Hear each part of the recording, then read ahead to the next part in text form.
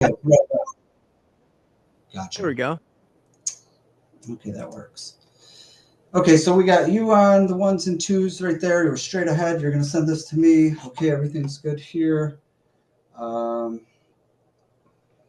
let's do this here. Okay, so ladies and gentlemen, welcome to the Smile and Dial Show, where we dial for family, we dial for fun, and we dial for freedom! Today's episode is going to be unlike any other episode. Today's episode, I have one of the top guys who, from where I started from, this guy took me from zero, turned me to hero, opened my mind, opened the possibilities, and showed me one of the best secrets I've ever learned to marketing and making money that I'll tell you about later. But listen, I've reached out to so many top guys that you all know that are the top influencers in our community. And this guy is the only guy who got back to me right away. So shout out to the biggest go-giver in the industry. This guy understands abundance. This guy understands, bro, 50 years from now, this guy's video is still going to be playing and I'm still going to be relevant. So mad props to you, Brett. You're the man, bro. TTP in the building. Joe, it is my pleasure. I'm excited. I consider myself more of a teacher than an influencer, so I'm right at home at this, brother. You know what I mean? My man, bro. And I knew you'd be like one of the top guys that would have the goods. The whole point of this show, Brett, is to apply take-home tips they can apply on the fly. Everybody has the same systems, the same scripts, the same texting, the same dialing, but they all suck on the phones. So this show is going to juice them up. This show is going to get them ready. And the show, eventually, Brett, they're going to be calling me and you saying, I got a deal. What do I do? So let's go. So look, Brett, I wanted to ask you a couple questions that, kind of will get our development going, kind of get us into a mindset. So throughout your daily activities, what do you do to sharpen your strengths? What would you say is Well, it depends. That's an attorney answer, but Joe, at this point, the day to day, my business runs without me day to day. But if we're going back to, let's say, 2013.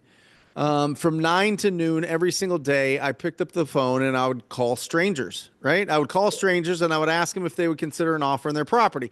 And those strangers were obviously niche lists that I filtered through to find the most motivated property owners that I could speak to, the people most likely to sell me their house, right? Whether the property was vacant, whether the property was really, beat up and needed significant investment, whether it be in pre-foreclosure or they owed taxes or they had code violations, whatever it was. I spent 9 to noon every single day for 7 years, Joe. Not 7 days, not 7 weeks, not 7 months, 7 years, 9 to noon, making those calls myself to build up my pipeline of opportunities and to sharpen my skills. You're talking about how do you sharpen your skills? How do you get better? How do you really pour into the strengths that you already have? Well, you have to do it over and over and over, and you have to put yourself in an uncomfortable situation. And I really love, I'm reading Naval Ravikant, and he says desire is a contract that we make with ourselves to be unhappy until we achieve the goal that we set out to. Right? We will be unhappy until we achieve that. And I think a lot of people think that you have to go into this and achieve happiness and be really pumped up and be excited about this every day. And you don't. You really don't. You just have to show up and do the work. You have to show up and do the work when you don't want to. You have to show up and do the work when it's cloudy outside. You have to show up and do the work when somebody tells you that you're the worst piece of shit of all time, right? You have to show up every single day and have the conviction that, you know what, these things that I desire are things that I'm going to accomplish, and you will accomplish it no matter what. It's just going to be a fist fight. And just understand you're in hustle season. It doesn't last forever, but it is part of the process, and it will make you a stronger entrepreneur. Nice. Okay, as far as so you're saying your strength is your resilience, like your durability to withstand everything? Because I'm looking for the strength and I'm looking what sharpens that continuous edge on you. Yeah, I don't know. I mean, I think just Nice. showing up. I think just the conviction that I wanted to accomplish what I wanted to accomplish.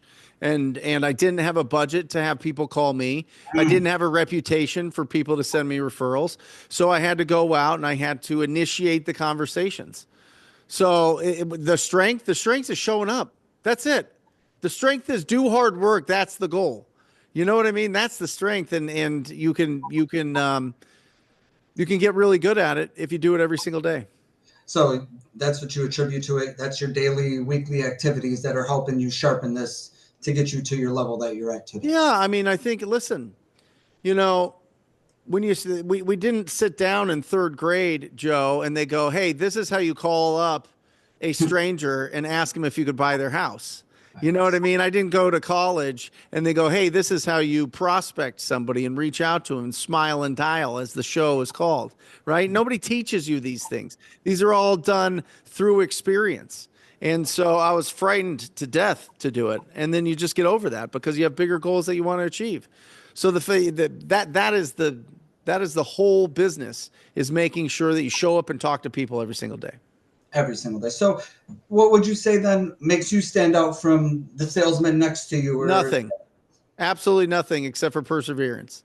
Nothing besides I show up every day. Nothing besides I stayed focused. you don't think it's your listening skills, your tonality, your Um, charm? I think it's a mixture. yeah, I combined with it. I mean, you can have all the raw ingredients, but if you don't show up, nothing happens. So showing up's the first and toughest thing. So I'll say that. Yeah, you listen. Understanding how to use your tone of voice, understanding different personality types, really studying and being curious in the way that different people communicate, understanding that your first 5 seconds gets you the next 30 seconds on the phone. So what are you doing in those? Understanding that people can hear when you smile, can hear when you have confidence and posture in the way that you speak. And so yeah, there's certain those skills come with reps. You know what Reps. I mean? And some people are just natural with them. Some people can just naturally speak on that level. I wasn't that. I had to develop those. Okay, so I think I remember your story. I used to go door to door. Used to be like on boots on the ground type of guy. Yeah. When did you switch? When did you convert to phones? Did you get afraid? Was that a big like, well, what am I thinking? How was that conversion? Well, it's a billion degrees here in Phoenix, Arizona, Joe. So it's it This is was an easy one. just yeah, yeah. I mean, you walk outside and you get cremated, right? No, listen, I when I went out and I was knocking on doors, like you mentioned, and I ended up at the end of the street. And I talked to this homeowner, and she didn't want to sell her house, but she was the caretaker for a house just down the street from her, 3 houses down. And she said, "Let me talk to the owner and see if I can give you her contact information. And if she allows me, I'll give it to you." And then she came back with a slip of paper that just had a name, address, and phone number. And so I was like, "Okay, I'll call it when I get back to my office." But I didn't wait till I got back to the office. I was like, "I need a call right now." You know what I mean? I need to just do it right now. I need to not overthink. I'm going to overthink. I'm going to hallucinate what this conversation is going to sound like, what it's going to go like. I'm going to just call, no expectations, and just, ask some questions and listen.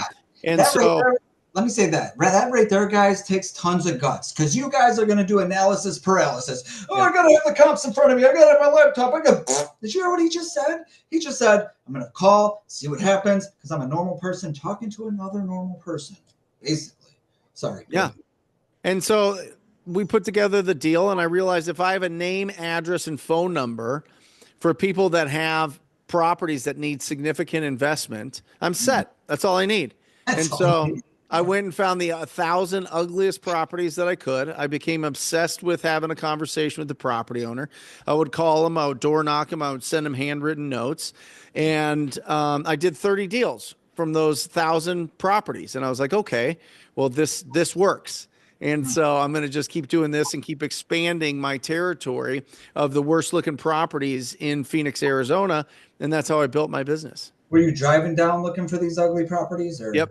Okay. Yeah, I would just drive around. I would just drive around and write down at the top of my page. This is before the apps, right? This is before Deal Machine or any of these apps that you just push a button while you're driving. I would write the name of the street on, and then I'd put a line under it, and then I would write the numbers of that street as I was going by, right?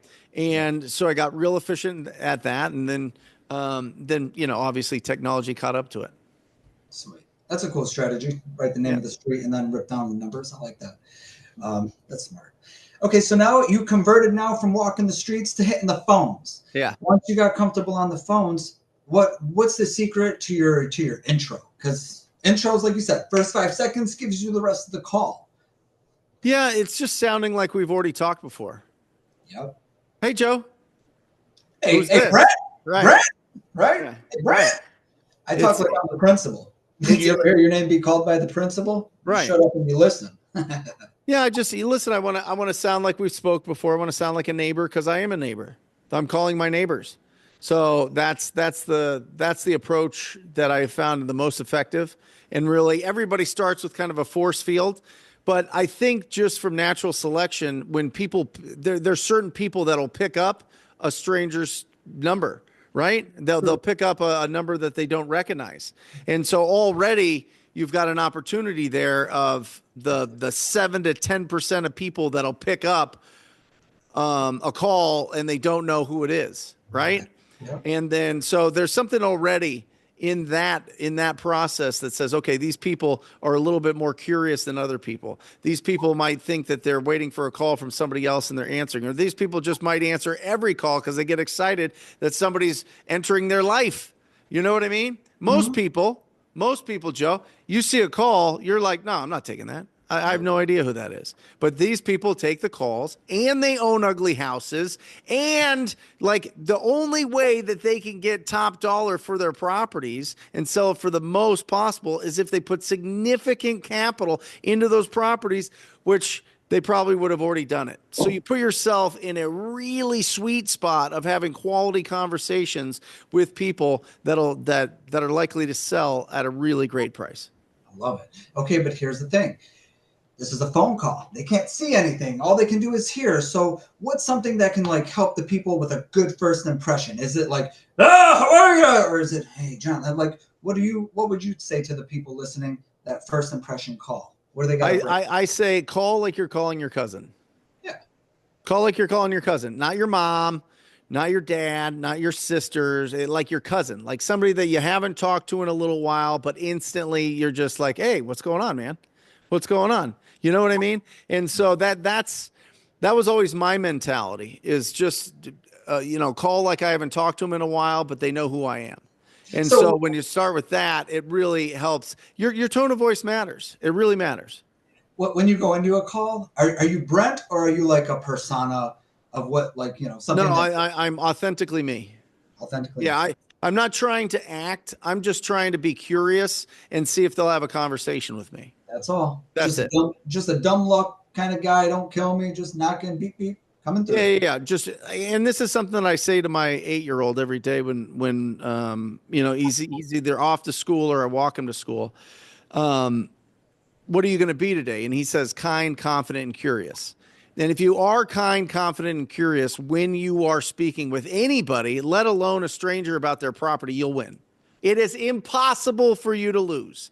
It is simply a numbers game. But if you are kind, confident, and curious when you're having that conversation, you are going to open up really great opportunities. You will. You're going to find them. That was a bar, guys. Kind, confident, and courteous. It can't be mad. Curious. Yep. They can't be mad. Okay, so let's say you got them. You got them on the hook. They're interested, but not today. What's your structure to your follow-up to close more deals? How like Anna Maria when it comes to follow-up? Because a lot of everything slips through the follow-up cracks when you're a solo show, when you're starting out, you're just trying to generate leads. And yeah, you success or follow-up? It depends on your definition of a lead, Joe, right? To me, a definition of a lead is somebody that has made the decision they're going to sell their property. They've made that decision, okay? If they've made that decision, then it's all about getting in front of them or getting your offer in front of them if you are doing this virtually, but I do it in person, so I'll speak to that. I'm trying to get in front of them as soon as possible. And what I'm looking for is to shorten that timeline for them to make a decision, right? Because time kills all deals, and all sorts of things start, coming into the picture here when you let them off the hook. So you want to get in front of them, and you want to see what is so special about waiting 6 months? What's magical about waiting 3 months? What's magical about waiting 2 weeks? And then that's when you start hitting them with if-then questions. So, or if-then questions. If I can take care of all the stuff that you don't want to move out of that property, then are you ready to move forward and put something in writing, approve the agreement, whatever you want to say there, right? Yeah. Would you be willing to do business faster if I could take care of this, and this, right? If then questions really help set the stage and really understand what is the timeline, what is the motivation, have they really made that decision? So to me, a lead is somebody that's going to sell their property. They're going to sign a purchase agreement with somebody in the next 30 days. Okay, let's say that is the case, but the case is always 50-50 to get them on the phone. You didn't get them on the phone that day. When are you calling them back? How many days, how many hours? Like, what's your follow-up to continue the follow-up? It depends on how fast they want to sell it. If they are a true lead, I'm calling them every single day. Nice. Yeah. Wait, I just want to give people permission. You get what I'm saying? You're allowed to call every day. You're allowed to call every 2 days. Like, there's no rules to this, right? Listen, motivated sellers like motivated buyers. Facts. I mean, that's just what it is. So if you're trying to convince somebody to let you come to their property, you got to do more discovery. You have to understand what's going on there. You have to, every time we have a conversation with a property owner, we have to see, are they on Hell Island? Right? Are they on Hell Island and they want to get to Heaven Island? And Hell Island is their current state. Heaven Island is their desired state. Mm-hmm. Hell Island is they have a problem. They have a problem that selling this property will solve. Well, what is the best bridge to go from Hell Island to Heaven Island? We have to discover that. Sometimes the best bridge is to list it with a real estate agent. Sometimes the best bridge is to take over their loan subject to. Sometimes the best bridge is to do a owner finance offer or something creative.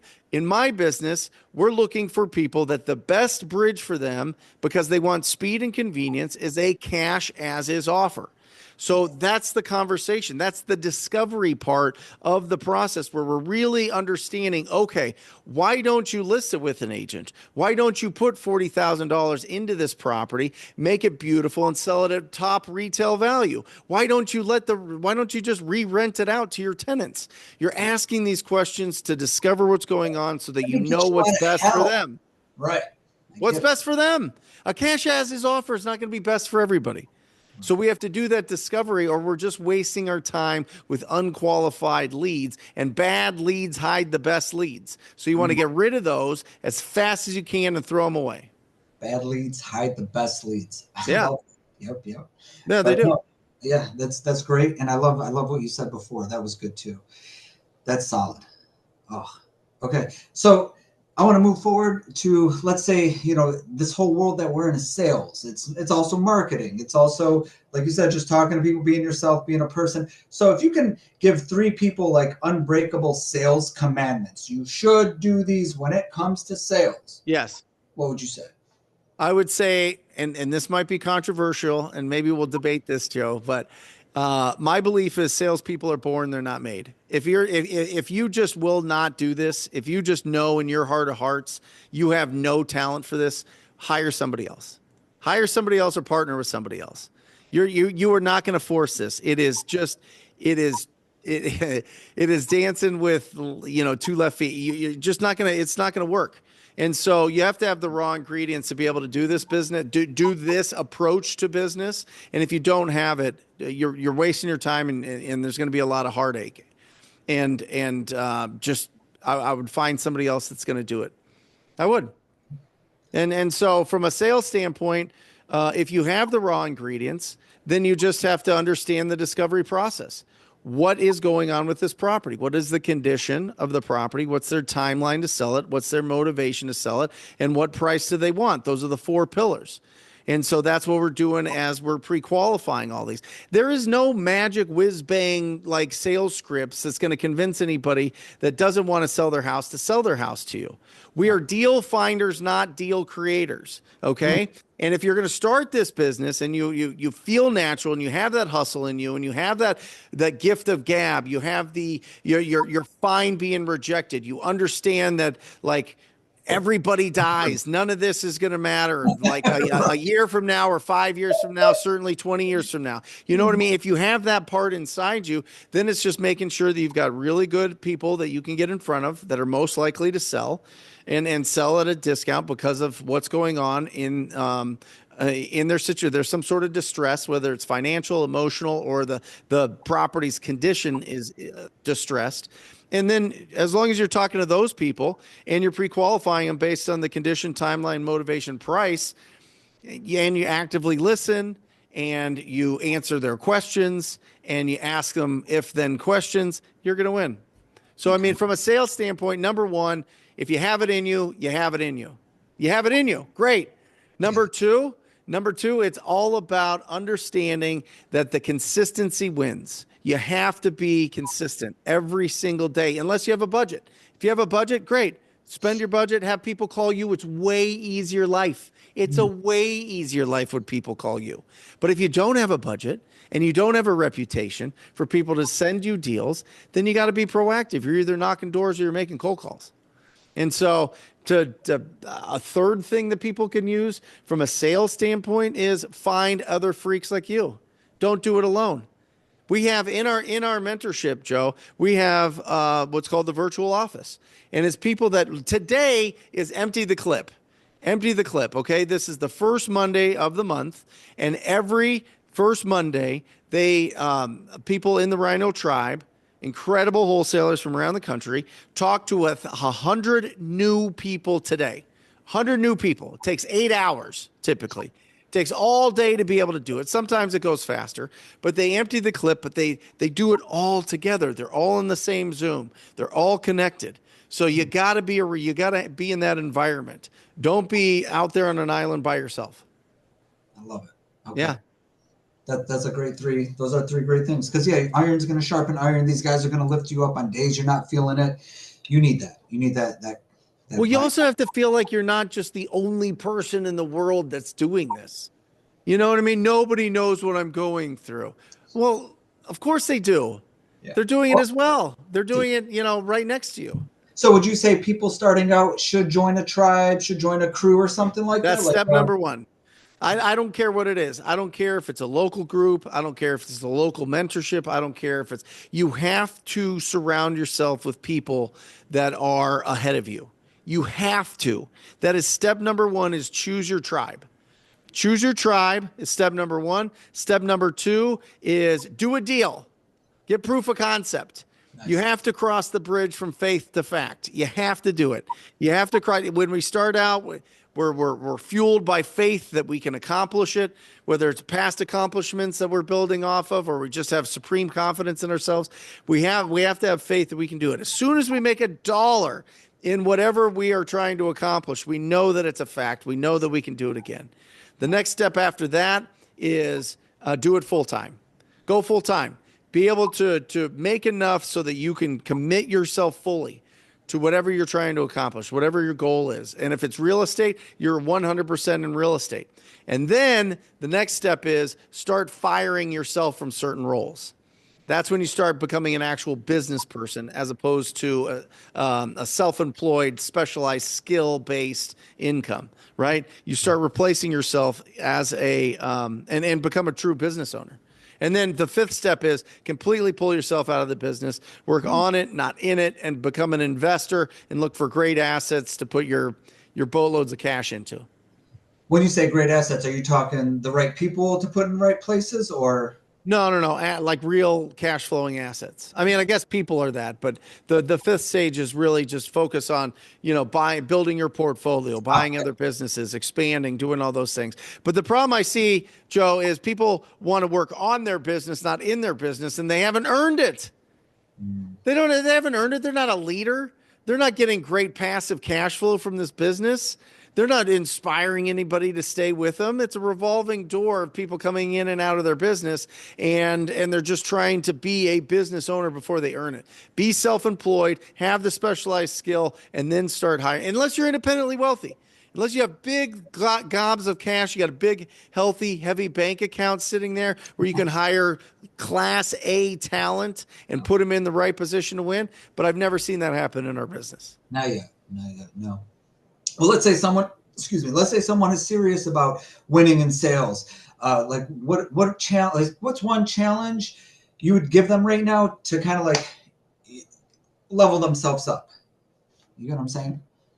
Yeah. Like, I want to get better in sales, Brent. What's one thing I can do to kind of like level myself up, that I can just physically do today? I think you have to have a minimum standard for how many new conversations you have a day. Nice. You know what I mean? Mine was always 30 a day, 30 new conversations a day.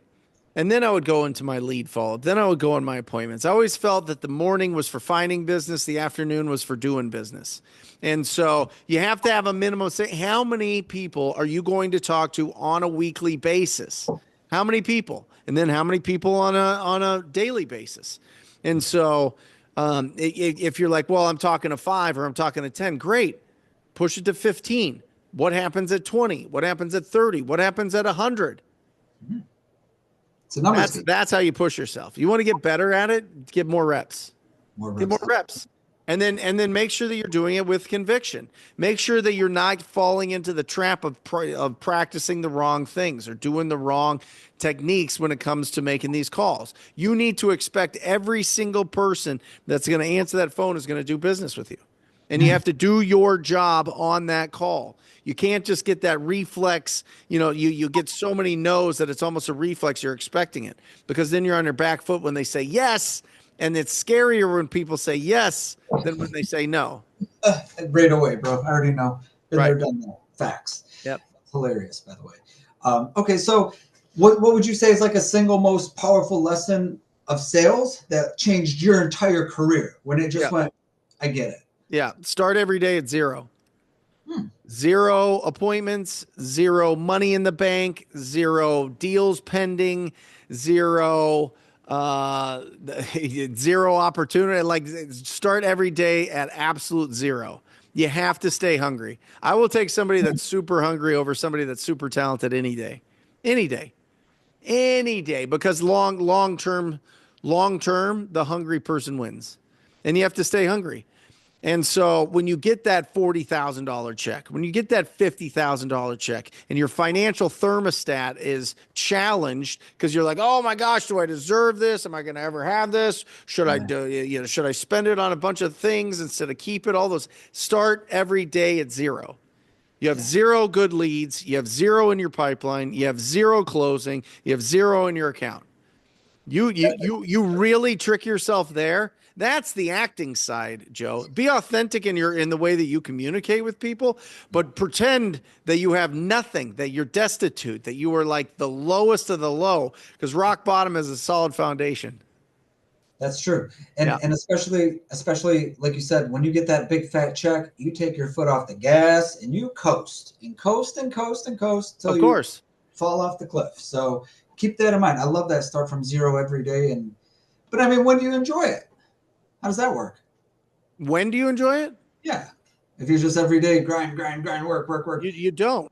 Why? Who says you have to enjoy it? Nice.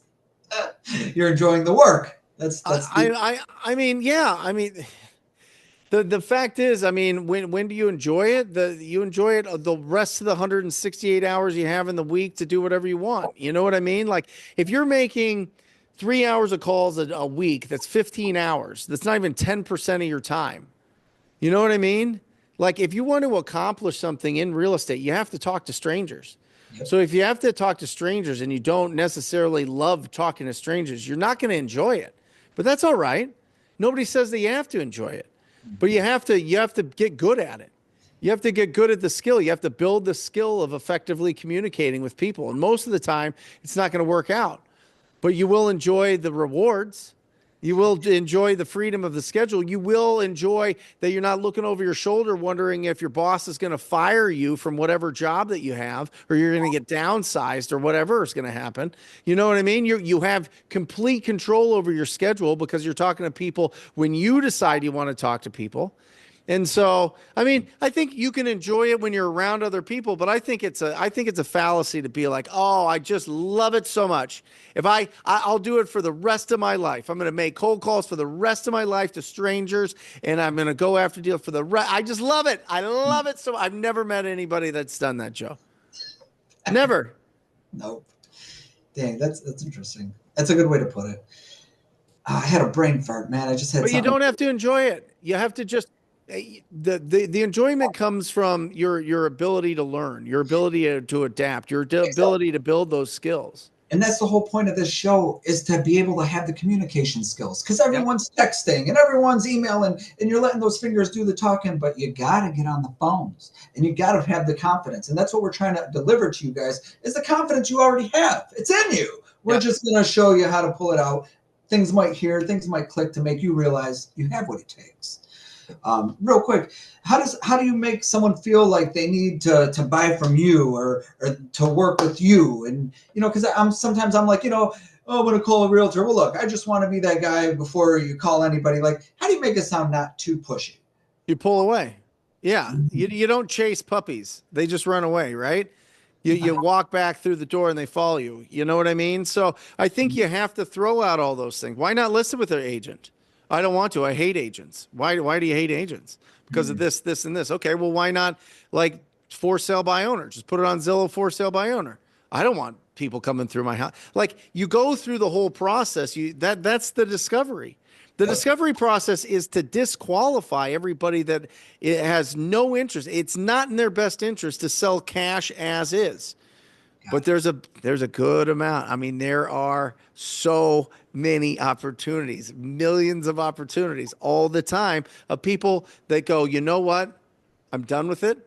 I want speed and convenience. I don't want to deal with it. And that's who we're trying to find when it comes to getting really great real estate deals. And so, you're not going to, you're a couple different things I'll say, Joe. I don't think it's the things that you say to them necessarily. I mean, obviously, being able to make people feel comfortable with you and make people believe that you're authentic is really, really important. The other thing is the speed of communication. The problem that most entrepreneurs have, especially real estate entrepreneurs, is they don't respond quickly. When people call them, when people text them, when people DM them, when people email them, it's like off into the ether for forever, and they get around to it when they get around to it. You will be better than 90% of all the other entrepreneurs out there if you respond quickly. Slow feet don't eat. You Brilliant. will. You will, 100%. And so, yeah, that's what I would say. The speed in which you communicate, and just have real, like really love these people, really understand what they're going through, really have the empathy of communicating with them, and not just, oh, yeah, I got this one on the line and that on the line. Like, really get deep with what's going on with them, get past the surface level. And if you do that, people will do business with you. But that only happens with you not talking, but listening and asking great questions. Reps. A lot of reps. Yeah. Because a new guy's gonna be commission breath, like crazy. He's gonna be so scared to ask a question like that. But guys, those are the questions. Those are the questions that crack the eggs to open up. Like, that's where the light starts shining in, and you're like, oh, these guys can help me, and they start pouring out, right? Yep. Totally. So let's say another huge thing, obviously, is mindset. Obviously, mindset will take you anywhere. So what's the mindset that took you from being the salesperson to like an elite closer? Now, oh, wow, Brad, Brad, you're killing it. Like, you're elite now. What's that? Like, Yeah, I mean, listen, is it just mindset is in my stone? my mindset is all your mindset is equal to your skill level. That's it. I mean, that's it. Hmm. You will have, if you want to have a strong mindset, you have to have strong skills. Hmm. Otherwise, you're just faking it. And Because that's then you fine. have And in you your could start skill. out that way, but if you are in flow state with what you're doing, you're going to have a really strong mindset. You're going to have a really strong mindset. Because you're confident in what you do, right? Yeah. Well, So how do you become a patient person? I guess by knowing the whole full outcome, because you're just waiting for that part to happen. Yeah, you gotta put yourself in positions to be patient. Yeah. You know what I mean? Like Hmm. how do you become a better communicator? You have to actually talk to people. Hmm. You know what I mean? And the more that you do that, the more that you're going to build up a really strong mindset and And really then understand that you can help people out. And I think starting out, you don't have to have all the answers. I think you squat up with people again that are doing more than you, that are a few steps ahead of you in this thing. You know, that's the big. forever, for since the dawn of time, people have apprenticed under somebody else that was a master. You know what I mean? Whether it was their parent or whether it was somebody that you know was really good at whatever this person was interested in. You know, there's always been this like apprenticeship. But then we jump into this and we go, well, I'll just do it, you know, based on whatever experience I have, and I'll just do it alone. Well, Yeah. anybody that does it alone, it's a really tough path, and most don't make it. I can't imagine, bro. I hear a lot of those stories, and I feel bad. Like I feel bad when I hear those because I know how lonely it is, but Yeah. I The got great the mindset for the it. great thing about business is there's so many different skills based on who you are, like really who you are. You know, I've had analytical partners that were phenomenal, but they would never be consistent on the phone. They would never hunt for the opportunities. They would never feel comfortable doing that, but they were really great at raising money. They were really great at getting people to trust them because they